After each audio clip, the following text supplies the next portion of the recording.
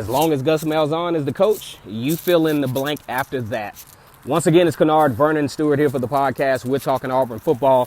Go ahead and like the video, comment, and subscribe to Vernon Speaks Sports Auburn.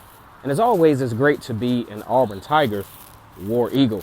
Gus Malzahn's been around Auburn's program ever since 2009, actually serving as offensive coordinator for the Auburn Tigers. Was offensive coordinator at the time of Auburn's national championship run in 2010. As a matter of fact, Gus Malzahn has been a part of one of the most memorable seasons in Auburn history, 2010, winning the national championship by 3 points over Oregon, 22-19. Current wide receiver coach and passing game coordinator Cody Burns actually scored a touchdown in that game against Oregon, as most of us Auburn fans know or care to even remember. 2013, Auburn goes all the way to the national championship to lose in the final seconds to Florida State, 34-31. That would have been a very big time game-changing moment for the Auburn football program, because I think some of these guys that Auburn is missing out on would have had a much better chance. Think about Auburn in the Final Four in basketball. How much more attractive the program looks when you can tangibly see a team in the Final Four. You're an aspiring basketball player like Isaac Okoro. You're from Georgia, right down the road. You got a team in Auburn, Alabama that made the Final Four. You can put Auburn on the list now, okay? That's the list that Auburn is not on in football right now, mainly because of missed opportunities. And it goes back to say, would this have happened if Gus Malzahn was the football coach? That's arguable. I mean, but at this point, the results are starting to speak for itself. Big games, unless it's Alabama, game plan is just very inexplicable, okay? We can look at any game from last year, and you can see and feel the frustration on the Auburn fan base's faces, their posts on social media. Gus Malzahn is the common denominator. Okay, so week 2, what was it? Week 2? Auburn played Oregon first. Okay, week 2, big win over Oregon. Going into the Tulane game, you're thinking, okay, this is a good chance for us to see some, Auburn settle in and play some dominant football. No, sir. No, sir. The struggle was absolutely real. Auburn still struggling to run the football because of poor offensive line play, lack of preparation. I think Tulane was a pretty good team at the time. They kind of trickled off a little bit after that. But at the same time, it's one of those games that the Auburn fan bases are like, look, can we have 1 week where it's just total domination? We don't have to worry going into the second half about a comeback or something in that regard. The only game that was kind of like that was Mississippi State and Kent State. But even then, you still saw offensive line struggles. But it goes back to the point. As long as Gus Malzahn is the coach, what are you going to get? What are you going to get? If you look at some of my comments, the comments in the comment section, 9-4, 8-4, just feeling the epitome of mediocrity. That's what the fan base feels. It seems that Gus Malzahn at times is just in survival mode, living to fight another day. You beat Alabama, okay, that buys you some more time, but it's got to get to the point where you're past sustainability. Okay, we figured it out. Gus Malzahn can beat Nick Saban, at least in Auburn. But that's, at this point, more has to happen. SEC West champions, SEC championship game, possible college football playoff berth. And it can't be a situation where you get in the SEC championship game and one player is injured and the game flops. You got to win the game. Okay? You got to win your bowl game. You can't keep going to whatever bowl you're going to. Outback Bowl, a relatively respectable bowl, especially back in the day. Kind of lost its luster because of the college football playoff. Actually a bowl that Auburn frequents in its history. But At this point, you want to get to a New Year's Six bowl at least. We know the competition gets real stiff as you get closer to that college football playoff. Most of the teams in the college football playoffs really recruit well. I'm talking about top 5 consistently. And we're talking about roster loading recruits. Georgia has developed into probably one of the strongest rosters top to bottom in college football. Oregon is a close second. Alabama, we really don't have to talk about them. They've pretty much they've sustained that in Nick Saban's era. Nick Saban's been around since 07, so you got many years piled up of just absolute success at Alabama that can't quit. Clemson as well. Clemson has the benefit of being in the ACC conference, which is still considered Power 5, but is not loaded with a lot of Power 5 caliber teams. Auburn, on the other hand, right dead in the middle of some of the stiffest competition in the nation. And still, on top of that, having to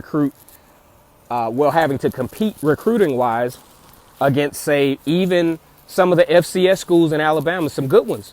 Non-Power 5 teams like Troy University beat LSU a couple of years ago.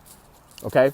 Alabama State competes on the FCS level in the SWAC conference. Even Tuskegee University, Division II football team that has a history of good football. So Auburn is competing with not only Alabama, not only Georgia, not only other Power 5 teams, but Auburn has to compete with, other teams that can put guys in the league. You can go to Troy, you can get in the league.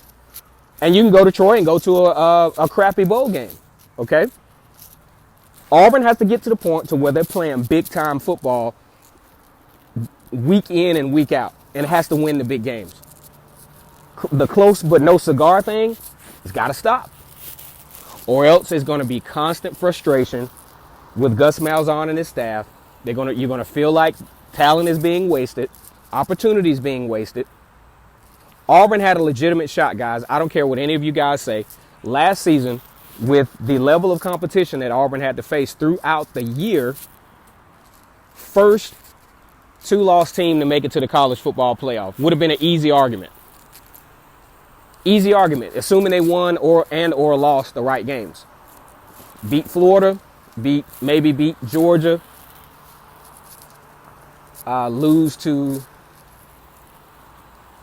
you beat Florida, lose to Georgia, so that's only one game, and that's actually in the SEC East.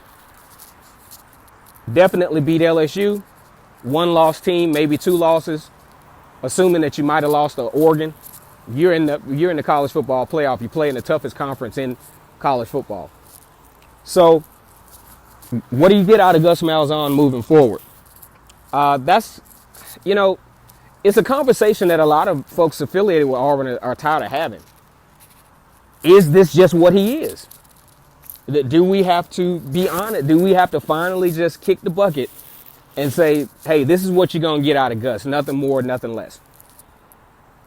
Understand he's a high school football coach for a long time. I believe step 1 to solving this, Gus has to absolutely stop having anything to do with play calling. Gus Malzahn is a head coach. The duties of a head coach in Power 5 football are way too strenuous. He's got too much to do. This is not back in the Pat Dye days where you can actually serve as a head coach of a football team and be the athletics director at the same time. The job has become a lot more complex. Gus Malzahn does not have the patience, does not have the schematics. His approach to the game is outdated. I'm not saying that he doesn't have good plays, but 5 plays and, scripted plays, things like that, that doesn't work in college football anymore. So Gus Malzahn absolutely has to stop calling plays. Now, helping out. Now, Gus Malzahn, when he was calling plays back in 2013, the great blocking schemes, things of that nature, teaching receivers how to block on certain plays, he was pretty good at that. But play calling, he's got to get that out of his repertoire. He has to understand that the offensive guru status that he had is a thing of the past. Now he has to start solidifying himself as a Power 5 head coach. And you don't have to be a good play caller to be a good head coach. Now, Dan Mullen, he's a good play caller, so he needs to keep doing it. You saw him against LSU. He's scheming. He zeroes in on play calling. But if you look at Gus, Gus wants the home run. He wants to get up on the team 21-0 and then hope the defense can hang on. Look at the Texas, rewatch the Texas A&M game, and you'll see what I'm talking about. What are you going to get out of Gus? So far, best case scenario, you get 13 wins and a loss in the national championship game. Second best case scenario, you get to the SEC championship game, you lose that, then you lose the Peach Bowl. Third best case scenario, you play one of the toughest rosters in Auburn history, maybe. I mean, the toughest schedules in Auburn history, maybe. Squander opportunities to win some close games against some very good football teams. Beat Alabama, but not only do you not go to the SEC championship game, you do not win double digits, and then you lose to a lesser talented Minnesota team. So that is what you've gotten so far. But what will you get moving forward? Once again, it's Kennard Vernon Stewart here for the podcast Talking Auburn Football. Go ahead and like the video, comment, and subscribe to the channel. I want to give a big War Eagle to all of the Auburn fans out there. Take it easy, and you all take care. See you on the next video, which will probably be tomorrow. Fearless and true gang, War Eagle.